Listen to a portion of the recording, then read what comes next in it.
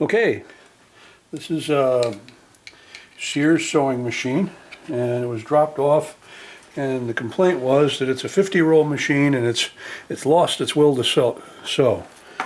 The other way it was described was it's almost like the brakes are on. So it sounds like it needs lubricating. It's not breaking needles or doing anything drastic. It's just needs a little help to get moving. So I'm gonna kind of see if we can figure out how to get some oil into this thing. I'm not usually a person that works on sewing machines, but I'm gonna do the best I can. Oh, we know what the parts are. Okay, there's no thread. That's okay, we don't need it to run it. Is there a bobbin present? There is. We'll take that out. Try to take that out.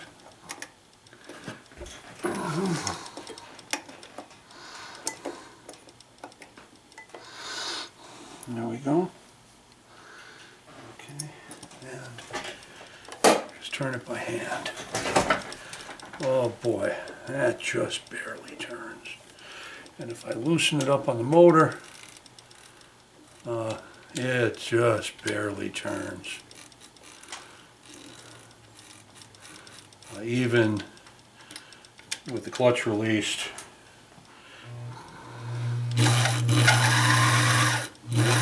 it's turning, but it's having to work way too hard to do that. And if I tighten it up, oh, and nothing. Okay, and that was wide open throttle. So we're gonna unplug it and open it up.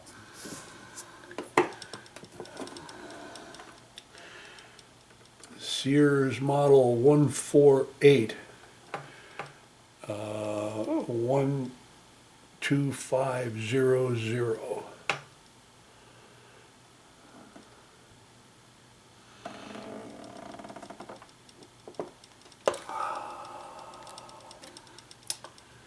Let's take a look at maybe opening up the top here.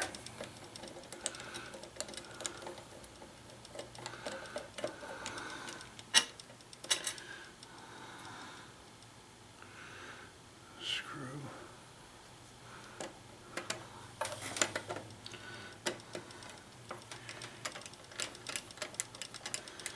These machines need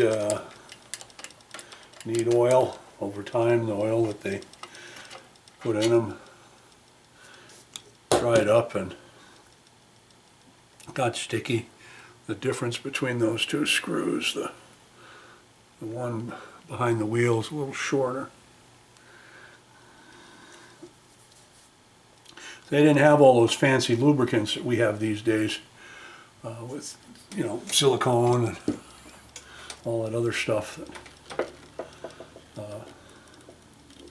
that we get to take advantage of for long life lubricants. We don't even worry about lubricating things.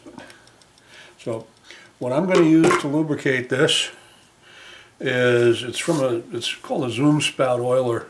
This is turbine oil. There's another name for it that the people use who are sewing machine aficionados. I'm not one of those. I don't know what the name is, but I know that that this is a good light oil for the task that we're gonna be doing here. So it's kind of hard to see, but there's a little journal in here, a place specifically for oil. Let's see if we can get a shot of it.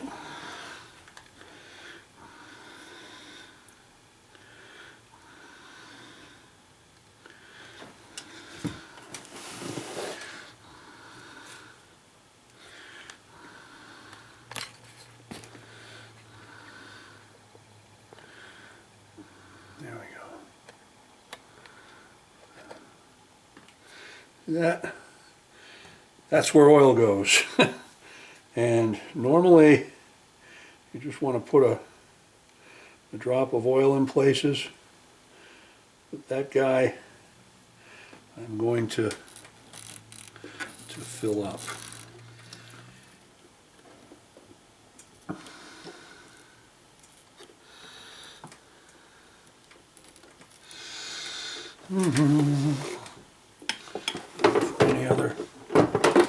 Any other spots like that are obviously places that need oil. Any place there are gears turning that are metal pieces moving other metal pieces can use just a drop of oil. So, again, just keep turning.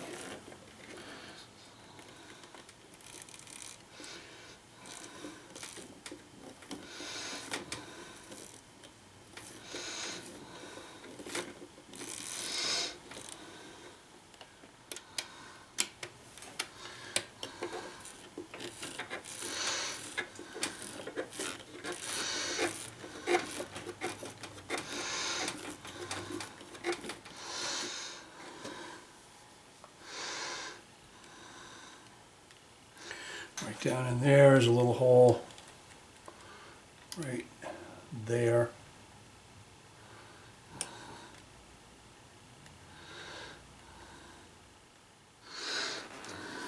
On the other side, this is not very exciting to watch. Just me finding places that seem to want oil and putting oil in them. And then turning, and I can feel it's turning a little bit easier, but I haven't solved the problem.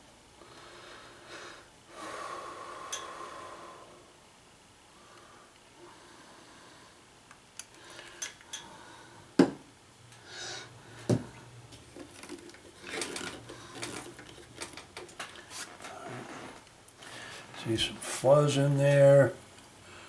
Really, you're supposed to clean and then lubricate, but I didn't see tons of dust buildup.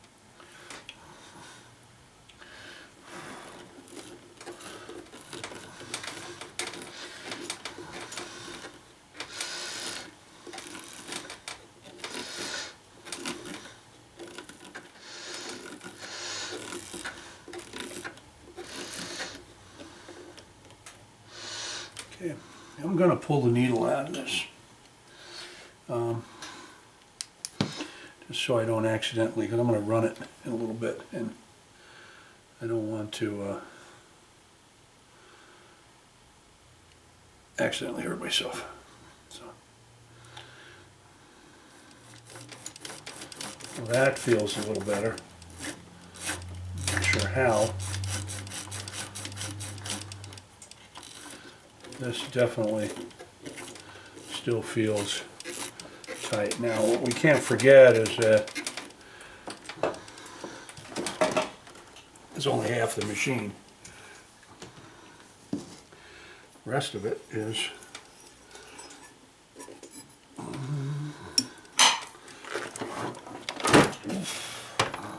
in here.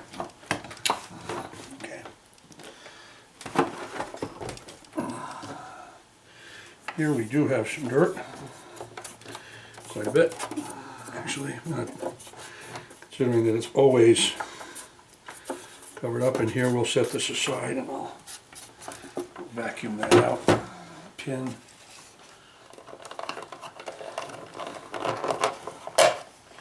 There is a little piece of black tape here. I'm going to look under it just to see what it is there for, and we can always replace it. Oh yeah.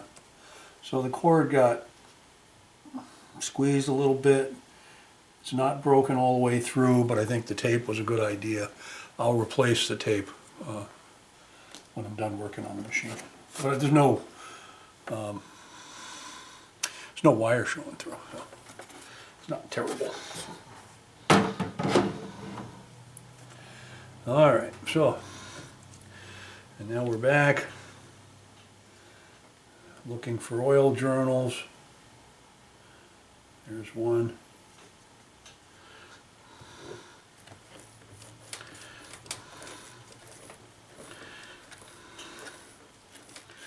I'd say this is loosened up some.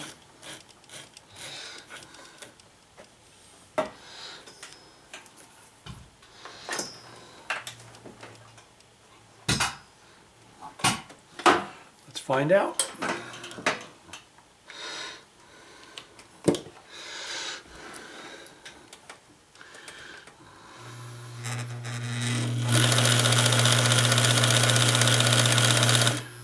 I'd say that's better than it was. Let's loosen the clutch. Let's see how it spins.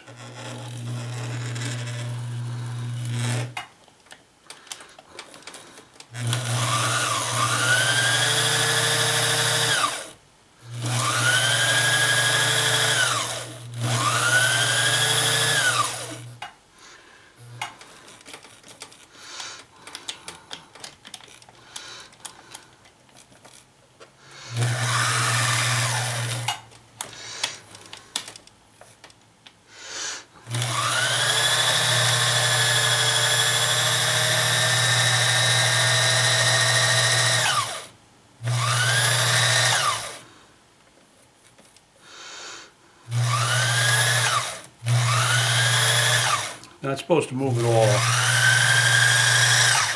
So we're gonna figure out what's going on with that.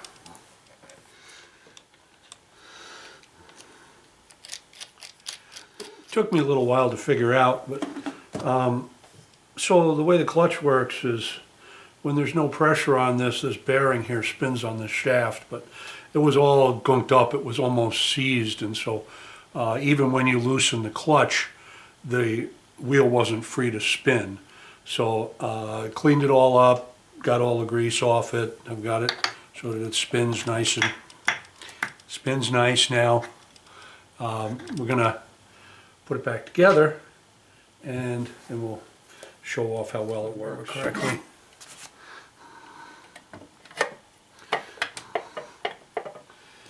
Short screw, long screw. Hi. So this had to be a test. When I went to reassemble the bobbin into the machine, I couldn't get that bobbin case in there, and I struggled with it. Boy, and the bobbin case came apart, the spring came out, it did, and I just struggling and struggling. And then I figured out that this is probably not the right bobbin for this machine. Is it possible that you got this bobbin from somewhere else over the last 40, 50 years and it snuck its way into your stuff? Because it's not right. Because the case goes in just fine without the bobbin, but the bobbin won't go in with the case. In any case, like I said, I think the machine is going to sew just fine. So, once you get the right bobbin, I'm going to put it back together and put this video back together and let you know that it's ready. I'll see you later. Bye.